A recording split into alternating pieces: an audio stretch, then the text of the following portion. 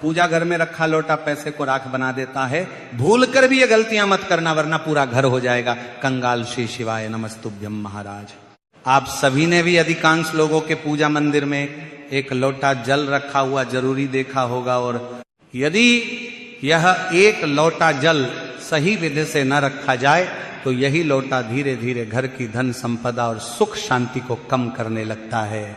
महाराज ये बात सुनने में भले ही अजीब लगे, लेकिन शास्त्रों में पूजा घर से जुड़े कई नियम बताए गए हैं।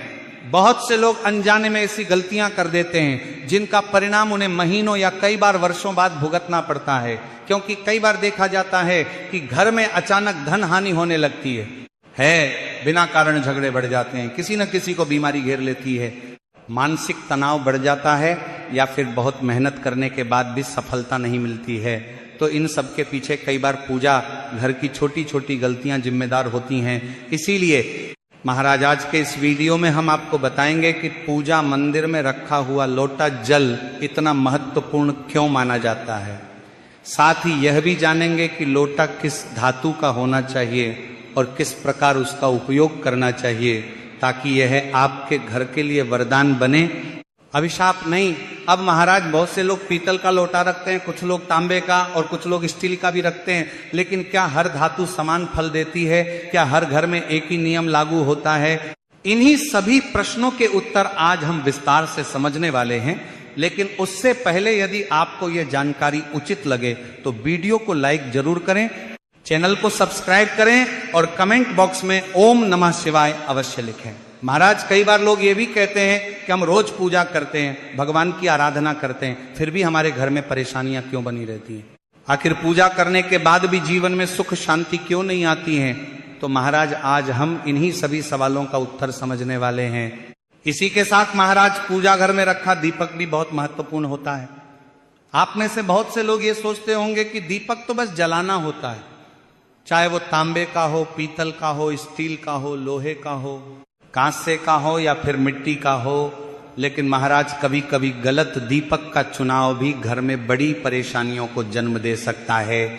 और केवल दीपक ही नहीं, दीपक की बाती का चुनाव भी उतना ही महत्वपूर्ण माना गया है। क्या कच्चा कलावा सही होता है या रुई की बाती या फिर सूती धागा उपयोग करना चाहिए? अगर आपने इसमें गलती कर दी तो शास्त्रों के अनुसार पितृदोष, ग्रह दोष, कालसर्प दोष और यहां तक कि आर्थिक तंगी भी घर में प्रवेश कर सकती है। इसी के साथ महाराज बहुत से लोग एक और महत्वपूर्ण सवाल पूछते हैं कि मुख्य द्वार पर जल छिड़कने का सही समय और सही तरीका क्या होता है? क्या यह कार्य स्नान करने के बाद करना चाहिए या बिना स्नान के भी किया जा सकता है? क्या झाड़ू लगाने से पहले जल छिड़कना सही है या नहीं? इसी के साथ महाराज माताओं और बहनों का एक बहुत महत्वपूर्ण सवाल रहता है कि क्या पीरियड्स के दौरान मुख्य द्वार पर जल छिड़का जा सकता है? क्या उस समय दीपदान करना उचित होता है या नहीं? साथ ही यह भी जानना आवश्यक है कि जब हम मुख्य द्वार पर जल छिड़कते हैं तो जल घर के अंदर की ओर छिड़कना चाहिए या बाहर की ओर। और जो लोग फ्लैट में रहते हैं या किराए के घर में रहते हैं जहां कोई अलग आंगन या चौखट नहीं होती, उनके लिए ये नियम कैसे लागू होंगे? तो इस संपूर्ण जानकारी के लिए वीडियो के अंत तक बने रहिए। तो महाराज सबसे पहले समझते हैं कि मुख्य द्वार पर जल छिड़कने का सही समय और सही विधि क्या होती है। अगर आप मुख्य द्वार पर जल चढ़ाते हैं तो आपको ये बात ध्यान में रखनी होगी कि यह जल रात में सोने से पहले ही तैयार कर लिया जाए। इसके लिए सोने से पहले आप एक पात्र लेंगे, चाहे वह तांबे का हो, पीतल का हो, स्टील का हो या चांदी का। आपको किसी भी धातु का एक पात्र लेना है और यदि आपके पास गंगा जल उपलब्ध है तो उसमें गंगा जल की कुछ बूंदें डाल दें और फिर उस पात्र को शुद्ध जल से भर दें। महाराज यदि गंगा जल उपलब्ध नहीं है तो केवल स्वच्छ जल भी पर्याप्त नहीं माना जाता है। इसके बाद उस जल को रात में अपने घर की रसोई में रख दें। रसोई को घर की लक्ष्मी का स्थान माना गया है, यहीं से अन्न निकलता है और यहीं से पूरे परिवार का जीवन चलता है। अब सुबह उठने के बाद सबसे पहला कार्य यही होना चाहिए कि आप उस जल को लेकर अपने घर के मुख्य द्वार पर जाएं। जो जल सुबह सबसे पहले मुख्य द्वार पर छिड़का जाता है वो केवल साधारण पानी नहीं होता, वो आपके घर की नकारात्मक ऊर्जा को बाहर करने का माध्यम बन जाता है। ऐसा माना जाता है कि सुबह सुबह माता लक्ष्मी हर घर के द्वार पर आती हैं। जिन घरों के द्वार साफ सुथरे होते हैं और जहां जल का छिड़काव किया गया होता है, वहां माता लक्ष्मी प्रसन्न होकर प्रवेश करती हैं। इसलिए महाराज जल छिड़कते समय अपने मन में माता लक्ष्मी का ध्यान करें और प्रार्थना करें कि हे मां लक्ष्मी, आप मेरे घर में प्रवेश करें, मैं आपका स्वागत करती हूं। इसके साथ ही अपने पितरों का भी स्मरण करें, क्योंकि शास्त्रों के अनुसार घर की दहलीज को पितरों का वास स्थान भी माना गया है। जब आप दहलीज पर जल छिड़कते हैं तो पितृ प्रसन्न होते हैं और अपना आशीर्वाद देते हैं। अब महाराज यहाँ एक बहुत जरूरी बात समझ लीजिए, इसके लिए स्नान करना अनिवार्य नहीं है। आप सुबह उठते ही बिना स्नान किए भी ये उपाय कर सकते हैं। इसलिए महाराज आपको प्रतिदिन सुबह उठकर शांत मन से और श्रद्धा के साथ ये कार्य अवश्य करना चाहिए। अब महाराज कई माताएं बहनें सुबह उठते ही सबसे पहले झाड़ू लगा देती हैं और उसके बाद जल का छिड़काव करती हैं, जबकि कुछ माताएं बहनें पहले जल छिड़कती हैं और उसके बाद झाड़ू लगाती हैं। तो आखिर सही तरीका क्या है? तो महाराज शास्त्रों के अनुसार सुबह उठने के बाद सबसे पहला कार्य जल का छिड़काव होना चाहिए, ना कि झाड़ू लगाना। क्योंकि जब आप झाड़ू लगाते हैं तो घर की ऊर्जा को हिलाते हैं, और यदि झाड़ू लगाने से पहले जल का छिड़काव नहीं किया गया तो नकारात्मक ऊर्जा घर के भीतर ही फैल सकती है। इसलिए महाराज सुबह उठते ही सबसे पहले बिस्तर पे अपनी दोनों हथेलियों को देखना चाहिए और माता लक्ष्मी का स्मरण करना चाहिए। यदि आप चाहें तो मन ही मन यह मंत्र भी बोल सकते हैं, कराग्रे वसते लक्ष्मी, कर मध्य सरस्वती, करमूले तू गोविंदः, प्रभाते कर दर्शनम। इसके बाद दोनों हाथ जोड़कर ईश्वर को प्रणाम करें। फिर धरती माता को स्पर्श करके उनसे क्षमा याचना करें और धीरे से अपना दाहिना पैर भूमि पर रखें। अब महाराज बिना किसी देरी के रसोई में जाएं, वहां जो जल रात में रखा गया था उसे लें और सीधे अपने घर के मुख्य द्वार पर जाएं।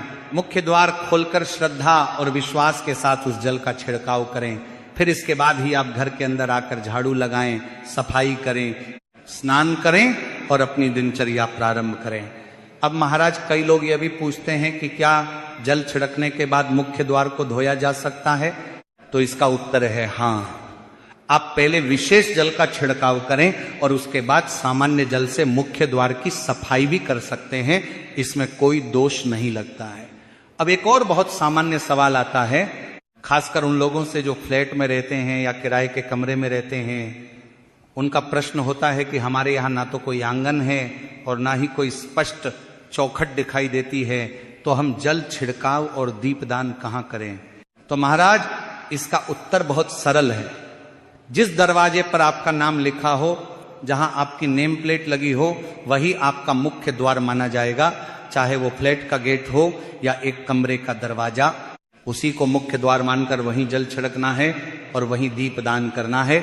इसी के साथ महाराज माताओं और बहनों का एक विशेष सवाल भी रहता है कि क्या पीरियड्स के दौरान जल छिड़काव और दीपदान किया जा सकता है या नहीं, क्योंकि बहुत सी माताएं और बहनें समाज में को लेकर मन में संशय रखती हैं। कुछ लोग डर के कारण सब कुछ बंद कर देते हैं और कुछ लोग बिना जाने सब कुछ करते रहते हैं। लेकिन महाराज शास्त्रों के अनुसार मुख्य द्वार पर जल छिड़कने में कोई अशुद्धि नहीं मानी गई है। इसलिए पीरियड्स के दौरान भी मुख्य द्वार पर जल छिड़काव किया जा सकता है, इसमें कोई दोष नहीं लगता है।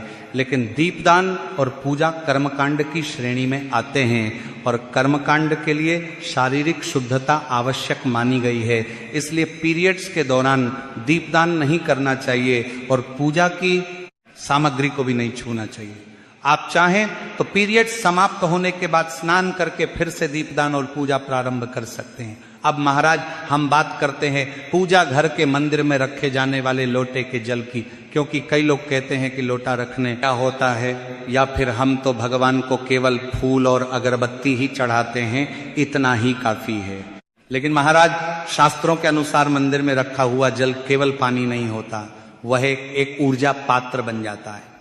जब आप पूजा करते हैं, मंत्र जपते हैं और भगवान से प्रार्थना करते हैं, तो उन सभी की सकारात्मक ऊर्जा उस जल में समाहित हो जाती है। इसलिए कहा गया है कि सुबह पूजा करते समय मंदिर में 1 लोटा जल अवश्य रखना चाहिए और साथ में दीपक भी जलाना चाहिए। ये जल और अग्नि का संतुलन होता है। जल शांति का प्रतीक है और अग्नि शक्ति का। साथ ही पूजा समाप्त होने के बाद उस जल को फेंकना नहीं चाहिए। अगली सुबह जब आप फिर से पूजा करने जाएं तो सबसे पहले उसी जल का उपयोग करना चाहिए। आप उस जल का पूरे घर में छिड़काव कर सकते हैं। ये जल घर को शुद्ध करता है और नकारात्मक ऊर्जा को बाहर निकालने में सहायक माना जाता है। कई बार देखा गया है कि जहां दवाइयां असर नहीं करती वहां यह अभिमंत्रित जल भी सकारात्मक प्रभाव दिखा देता है। यदि घर में कोई व्यक्ति बीमार है तो दवा के साथ साथ उसे यह जल थोड़ी मात्रा में दिया जा सकता है। ऐसा माना जाता है कि इससे दवाइयों का प्रभाव जल्दी दिखाई देने लगता है। यदि घर में लगातार कलह, झगड़े और मानसिक तनाव बना रहता है तो परिवार के सभी सदस्य इस जल को थोड़ा थोड़ा ग्रहण कर सकते हैं। धीरे धीरे विचारों में शांति आने लगती है और घर का वातावरण भी सकारात्मक होने लगता है। जो लोग व्यापार करते हैं वे अपनी दुकान या ऑफिस में इस जल का छिड़काव कर सकते हैं। ऐसा करने से कार्यों में आने वाली बाधाएं धीरे धीरे कम होने लगती हैं और वातावरण भी शुभ बनने लगता है। अब महाराज, कई लोग यह प्रश्न भी पूछते हैं कि यदि मंदिर में रखा हुआ जल खुला रहने के कारण उसमें कीड़े पड़ जाएं तो क्या करना चाहिए? तो महाराज, इसका बहुत सरल उपाय है। जब आप पूजा समाप्त करें तो उस जल को किसी छोटी प्लेट या कटोरी से ढक दें। इससे वो जल सुरक्षित और शुद्ध बना रहता है। लेकिन यहाँ एक बात विशेष रूप से ध्यान रखने योग्य है कि मंदिर में रखा हुआ जल कभी भी तुलसी के पौधे में नहीं चढ़ाना चाहिए, क्योंकि ये जल सभी देवी देवताओं द्वारा स्वीकार किया गया माना जाता है। इसलिए उसे सीधे तुलसी में अर्पित करना उचित नहीं माना जाता है। हालांकि यदि आपके घर के मंदिर में लड्डू गोपाल या राधा कृष्ण की मूर्ति है और आपने विशेष रूप से उनके लिए जल अर्पित किया है तो अगली सुबह उस जल को तुलसी में चढ़ाया जा सकता है। इसी के साथ महाराज, शास्त्रों में यह भी कहा गया है कि जो लोग अपने घर के मंदिर में नियमित रूप से 1 लोटा जल नहीं रखते, उनके घर में धीरे धीरे आर्थिक तंगी, मानसिक चिंता और कई प्रकार की परेशानियां आने लगती हैं। इसलिए यह बहुत आवश्यक माना गया है कि प्रतिदिन अपने पूजा मंदिर में 1 लोटा जल अवश्य रखा जाए। अब महाराज, हम बात करते हैं घर के अंदर और बाहर दीपक जलाने के महत्व की। बहुत से लोग यह समझते हैं कि पूजा में दीपक जलाना केवल एक परंपरा है, लेकिन वास्तव में हिंदू धर्म में दीपक जलाने का बहुत गहरा आध्यात्मिक महत्व बताया गया है। घर में दीपक जलाने से केवल अंधकार ही दूर नहीं होता, बल्कि यह मन और वातावरण के नकारात्मक प्रभावों को भी दूर करने का प्रतीक माना जाता है। जहां दीपक जलता है वहां सकारात्मक ऊर्जा का संचार होने लगता है और जहां सकारात्मक ऊर्जा होती है वहां भगवान का वास भी माना जाता है। महाराज, शास्त्रों में यह भी बताया गया है कि घर के बाहर दीपक जलाने से अनेक प्रकार के शुभ फल प्राप्त होते हैं। जब घर के बाहर दीपक जलता है तो वह केवल बाहरी अंधकार को ही नहीं हटाता, बल्कि घर के वातावरण में भी प्रकाश और सकारात्मकता का संचार करता है। ऐसा माना जाता है कि जिस घर के बाहर नियमित रूप से दीपक जलता है वहां नकारात्मक शक्तियां प्रवेश नहीं कर पाती हैं। उस घर में शांति, स्वास्थ्य और समृद्धि का वास बना रहता है। यदि दीपक शुद्ध देसी घी या सरसों के तेल से जलाया जाए तो उसका प्रभाव और भी अधिक शुभ माना जाता है। दीपक से निकलने वाला धुआं वातावरण में सात्विकता फैलाने में सहायक माना गया है और घर के वातावरण को शुद्ध करने में भी इसका महत्व बताया गया है। महाराज, कहा जाता है कि जिन घरों में नियमित रूप से दीपक जलाया जाता है वहां माता लक्ष्मी की कृपा बनी रहती है। यदि दीपक को पूर्व दिशा की ओर रखकर जलाया जाए तो व्यक्ति को दीर्घायु प्राप्त होती है और यदि उत्तर दिशा में दीपक जलाया जाए तो धन और समृद्धि में वृद्धि होती है। इस प्रकार दीपक जलाना केवल पूजा का एक छोटा सा नियम नहीं, बल्कि जीवन में प्रकाश और सकारात्मकता लाने का एक माध्यम माना गया है। अब महाराज, हम बात करते हैं दीपक के प्रकार और उसके सही चयन की। बहुत से लोग ये सोचते हैं कि पूजा के लिए कोई भी दीपक उपयोग किया जा सकता है, चाहे वो लोहे का हो, स्टील का हो, तांबे का हो, पीतल का हो या फिर मिट्टी का हो। लेकिन शास्त्रों में दीपक के चयन को भी बहुत महत्वपूर्ण माना गया है। यदि दीपक का चुनाव सही न किया जाए तो इसका प्रभाव घर के वातावरण पर भी पड़ सकता है। ऐसा कहा गया है कि स्टील के दीपक से पूजा करने पर शनि की असंतुष्टि बढ़ सकती है। लोहे का दीपक घर में कठिनाइयों और दरिद्रता को आमंत्रित कर सकता है।